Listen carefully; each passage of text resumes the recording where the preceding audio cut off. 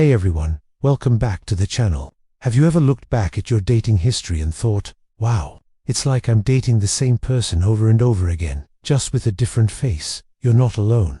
It's a super common pattern, and today, we're going to dive into the psychology behind why we seem to be drawn to the same type, even when we know it might not be the healthiest choice for us. So, why does this happen? Is it just bad luck? Not exactly. A huge part of the answer lies in something psychologists call the familiarity principle. Our brains are wired for efficiency. They love shortcuts, and one of the biggest shortcuts is defaulting to what's familiar. From a survival standpoint, the known is safer than the unknown. This applies to everything from the food we eat to the people we date. When you were growing up, your brain created a sort of love map based on your early relationships, especially with caregivers.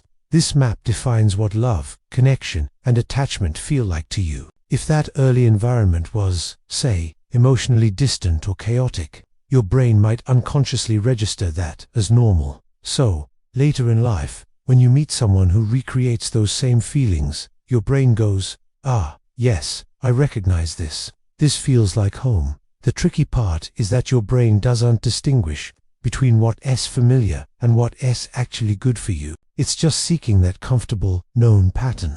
This is why you might consciously want a stable, supportive partner, but find yourself irresistibly drawn to someone who is unpredictable or emotionally unavailable, because that's the familiar you know.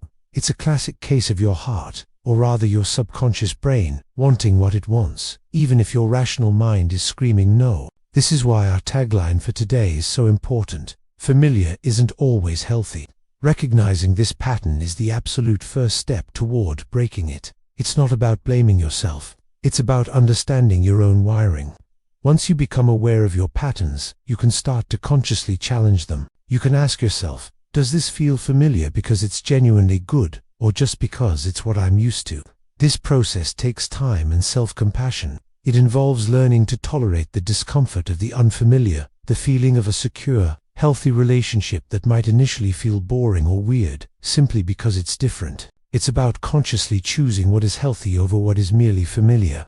By doing this, you can start to redraw your own love map and build a future with someone who is not just a repeat of the past, but a genuinely wonderful partner for your future. Thank you so much for watching.